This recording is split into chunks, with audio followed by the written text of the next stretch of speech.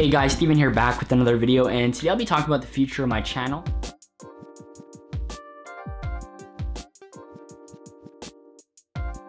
I ran a poll on Twitter and YouTube, and this is what you guys wanted. And it makes sense because a lot of the videos that I create with my face in it actually do a lot better than the ones that don't. Like I made an Asus ZenBook unboxing, and some reason that video has more views than the rest of the videos I posted in the last like 2 months, which is weird because my channel didn't grow off of being like an unboxing channel. It grew off of being a tutorial channel. So I'm not sure how that works. I guess people like my face and like the real feeling to it. And I guess the reason my channel hasn't done so well in the past year is because there was a lack of interaction. So I want to talk about that a little bit. I guess a lot of the reason I was on YouTube and posting content was because I was watching other people's content and I was inspired by that. Nowadays, it's like I'm only on YouTube for like 30 minutes a day. Like I'm not really into a bunch of videos. Like I'll scroll through them, watch maybe a 5-minute video here and there, but I'm not really there, you know, for like no reason. Like Instagram, I'll just scroll, you know, through Instagram for no reason because there's interesting stuff on here. And there's only a couple of channels that really interest me, like discussion-based channels, like Nerdwriter, who does video journals, like stuff I can learn from. I'm not really into the entertainment side. It's more for me to learn. And obviously I do watch entertaining stuff, and you know, but that's what Netflix is for, right? So there wasn't really a reason for me to be on YouTube besides uploading videos. So that's one of the reasons why I've been lacking interaction and that sort of stuff, because before, back in the day, I would go on YouTube, I'd watch people's videos, and then it inspired me to reply to my fans and like all that sort of stuff. Now I have literally no motivation to be on YouTube, and also I've been trying to grow on other platforms, and YouTube I'm already kind of established, right? So I would rather put effort into different platforms like Twitter and Instagram. I've been growing that, and it's hard if you have no time to invest in those platforms. And also this is the big factor for why I haven't really been consistent and why I'm on other platforms more, is because I just see more negative energy in YouTube. Like people complain all the time, like the comment section is like good, but like there's very negative comments everywhere, right? And I don't know, it's very spammy to me. I like Instagram and Twitter better just for those reasons, like because they're kind of the opposite, right? And there's a better audience. And I think the reason why is because a lot of my audience is younger. I want to mature my audience, not by like cutting out all the content that would be relevant to these younger kids who are watching my videos, but more like expanding the topics that I'm covering, right? So introducing different topic-based and discussion-based videos, right? So that people who are older can also watch my videos, but people who are younger can also learn from it. So that's what I've been trying to do, and it's very hard at 16. Everything's kind of happening like all at once right now. It doesn't, like, you know, high school feels so big for you when you're in, you know, high school, right? Outside of high school, it's like whatever.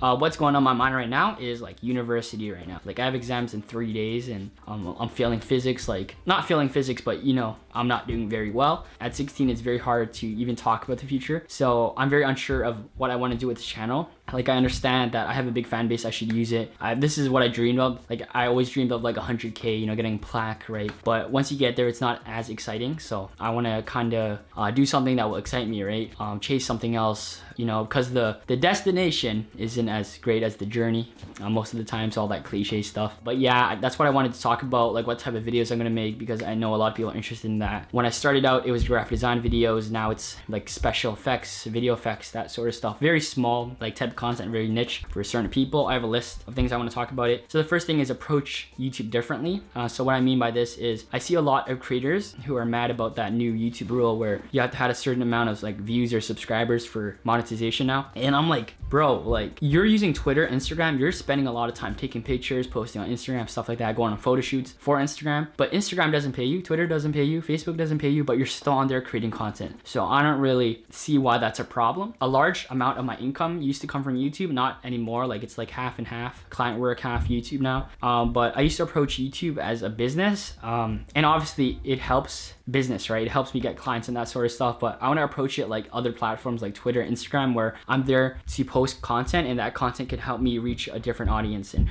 reach other people. I think that's how I want to approach it. So now how I'm approaching these social media platforms is, I think if you put a business underneath all of it, then you'll never really be out of business. I think a lot of people rely on YouTube as like a source of income. I think if you use YouTube to get you clients or get you to sell a product, then that would help out. So for me, my business is services. services like photo and video. So I'm trying to use Instagram, Twitter, YouTube to help me reach people who want to do business with me.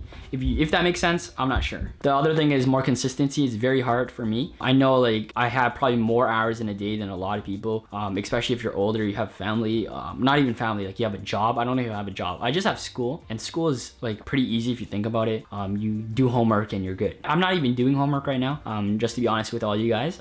If you're a teacher and you're watching, you know, whatever. And yeah, so I wanted to make more content and better content. I know it's possible because there's these, you know, late night sessions where I'm able to put a lot of content. There's these weekends where I create like 5 videos for other people, but I haven't really done it for myself. I used to make daily uploads during the school year, and I know it's possible. It's just I've been so focused on everything else besides YouTube because YouTube hasn't given me any motivation, and I know I'm supposed to motivate myself to do these type of things because I'm doing this on Instagram, Twitter. It's just YouTube, the sort of vibe I get from it isn't the same as it used to be, but I'm trying to kind of change that, right? I'm trying to create content and approach it differently so that I don't need motivation for it. So the first thing, if you watch my like live streams and my Twitter, I've been trying to change my YouTube to a more lifestyle based type of thing. So, you know, vlogs, behind the scenes, that sort of stuff. So similar things to what YC Imaging does, Peter McKinnon does, you know, that sort of stuff. I've always liked Casey Neistat's videos, not because of like the cool stuff he does, but for the advice and value he gives you. So what I want to do is create vlogs where, yes, I'm doing things, I'm showing you what I'm doing, but I want to introduce like segments where I give advice, answer questions, stuff like that, so you guys get an insight in my life, and also behind the scenes stuff, just because I want to show you guys what I'm actually doing.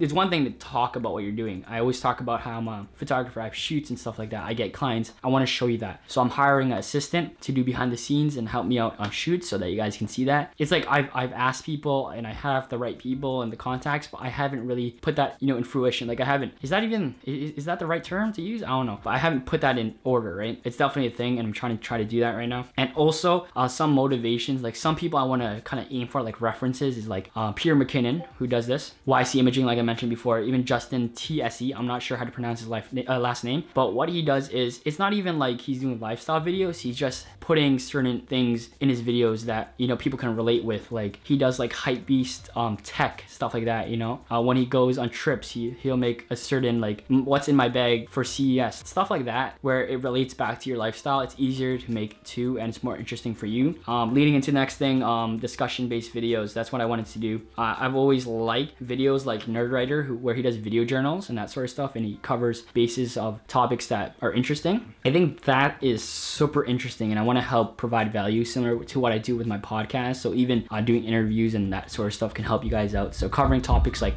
what's the best camera to use, what's the best vlogging lens to use, how to get clients, you know, that's small things that I can introduce in my videos that can help in any way. I really think that's a good way to do it. I know Michael Sterick does this. Yeah, and it's easier for me to make these videos because there's more things I enjoy. So I can be covering TV shows, like how they direct, how La La Land did this certain thing that I really like, you know, certain things that like Nerdwriter does. Really what Nerdwriter does, I know he studies a lot, he gets into that. I really want to do that as well, but also keep it relevant and keep it like less, you know, less terminology. He uses like big words. Like I don't want to use big words. I want to be very raw, because I know some people, when they watch his videos, they don't really understand it as much. I want to just keep it there so that people understand, like young people and older people can understand. I can become like a hub of videos where you can just come to me for any advice or any tactics or any small effects or any tips you can use, right? Just like a overall hub. And I want to create a business out of it. I want to create a content creation team and then put out content about how we do it. That's literally what I want to do. So yeah.